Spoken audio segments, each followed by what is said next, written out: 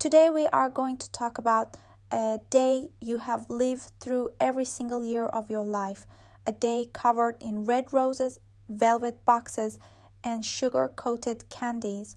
We see it in shop windows. We see it on our social media feeds. We hear people whispering, "Happy Valentine's Day!" But what if I told you that the origin of this day has absolutely nothing to do with chocolates, jewelry, or expensive restaurant reservations?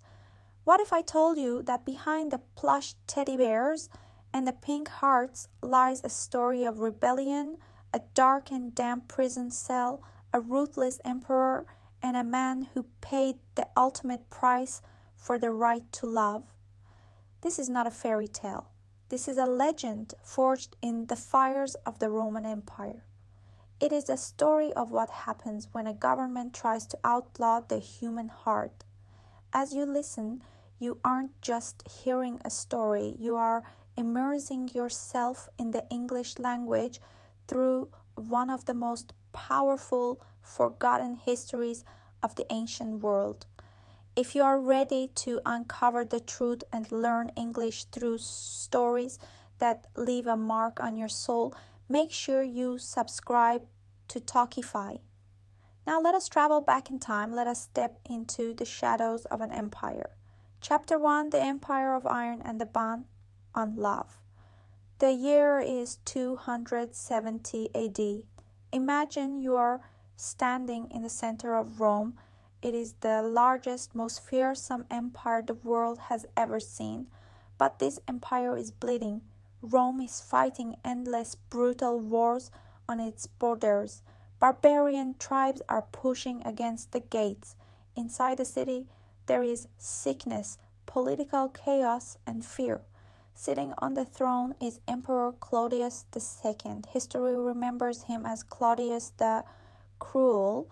Claudius is a military man.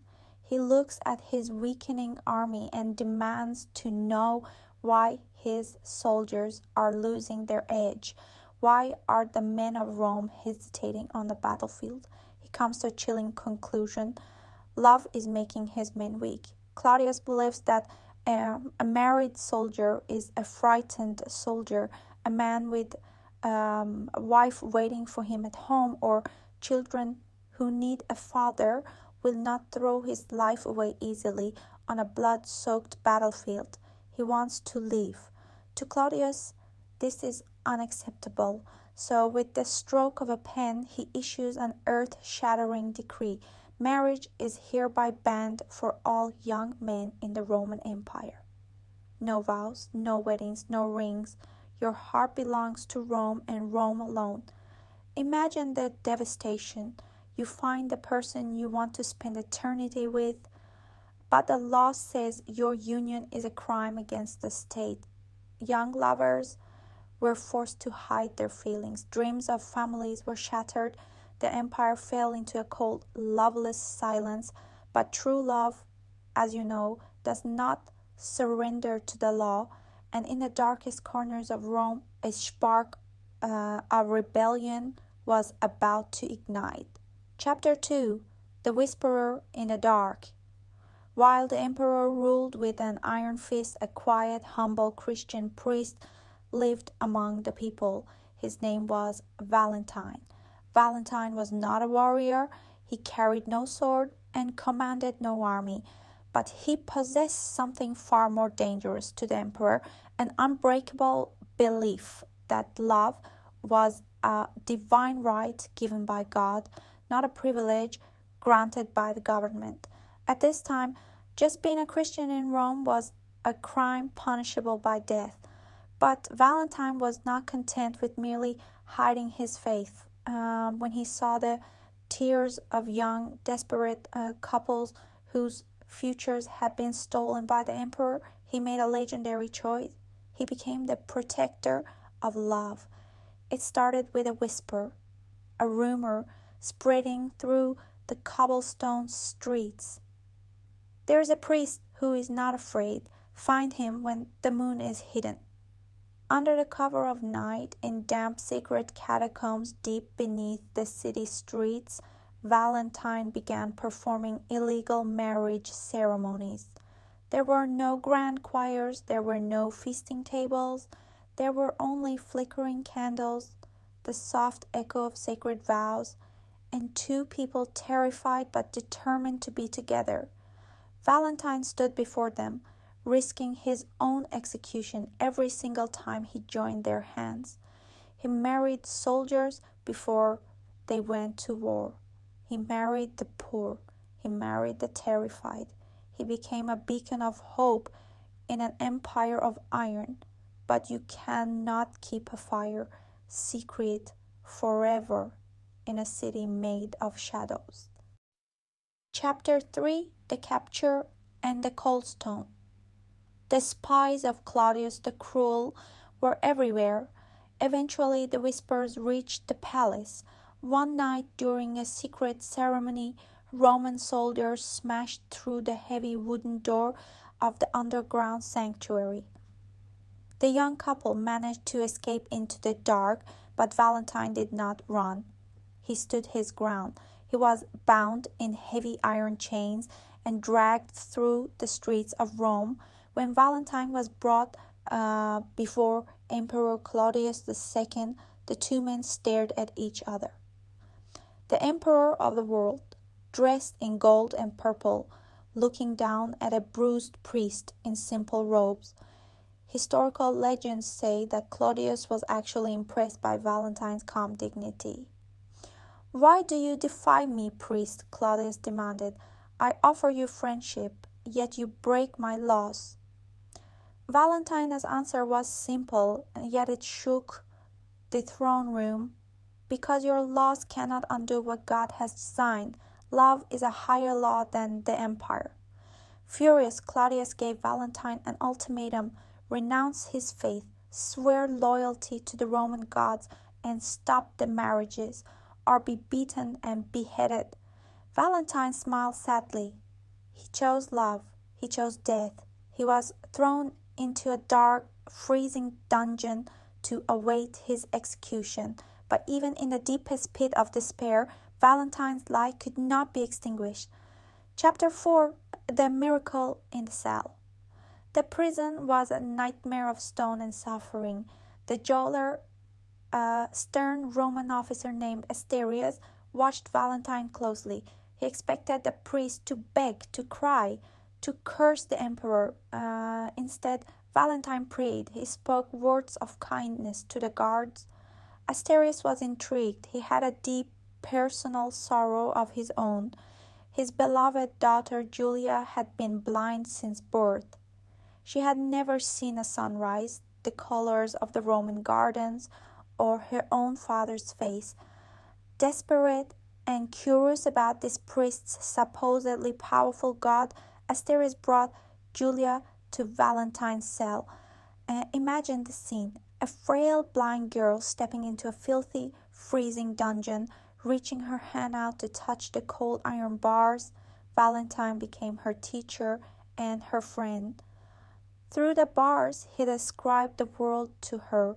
He painted pictures with his English, his Latin, telling her about the brilliance of the morning sun, the crimson red of a blooming rose, and the vast, endless blue of the ocean. He taught her history, mathematics, and faith. For the first time in her life, Julia saw the world, not with her eyes, but through the profound, loving words of a condemned man. A deep, pure, spiritual bond formed between them. Then came the miracle. According to the legend that has survived for over 1,700 years, one evening, Valentine placed his hands over Julia's sightless eyes and prayed aloud. A sudden, blinding light filled the dark dungeon. Julia blinked. She looked at her hands. She looked up at the weeping face of her father. She could see. Chapter 5: The Dawn of the Martyr. Despite the miracle, the emperor's decree was absolute. The date of execution was set, February 14, 269 AD. On the eve of his death, knowing he would not survive the morning, Valentine asked the jailer for a single piece of parchment, a quill, and some ink. He did not write a manifesto against the emperor. He did not write a plea for his life. Instead, he wrote a farewell letter to Julia, the girl he had pulled from the darkness. He urged her to stay close to God, to remember the beauty of the world, and to never let fear extinguish her light. At the very bottom of the parchment, he signed the letter with a phrase that would echo through eternity, 4 simple words, from your Valentine. The next morning, Valentine was beaten, dragged outside the city gates, and beheaded.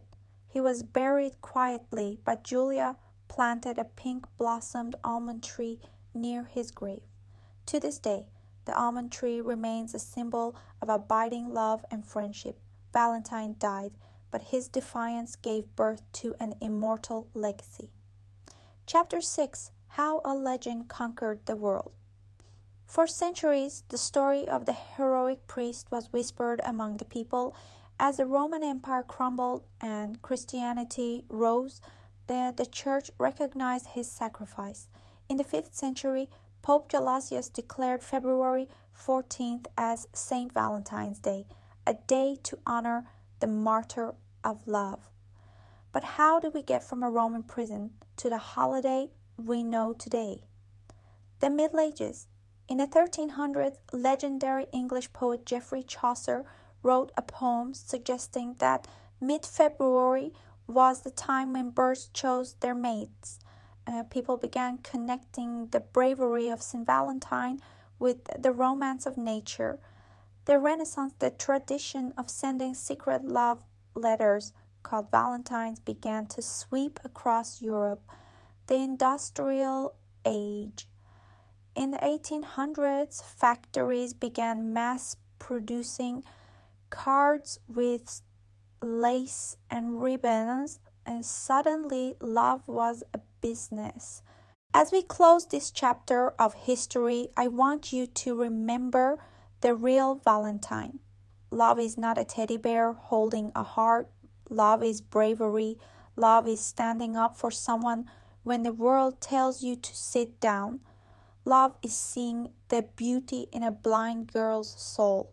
And love is refusing to surrender your humanity even when the empire threatens your life. This February 14th, you do not need a romantic partner to celebrate Valentine's Day. You do not need to spend a single dime. You only need to practice what the priest practiced: compassion, defiance in the face of cruelty, unconditional kindness. Write a letter to a friend. Call your parents. Forgive someone who wronged you, or simply look in the mirror and forgive yourself. Be someone's light in the dark, just as Valentine was for Julia, because love doesn't live in the gifts we buy. Love lives in the courage we show. I'm Narges, and this is Talkify. If this legend touched your heart today, please hit that like button, subscribe to our channel, and share this video with someone who needs to hear the real meaning of love. Until next time, keep learning, keep listening, and keep your heart open.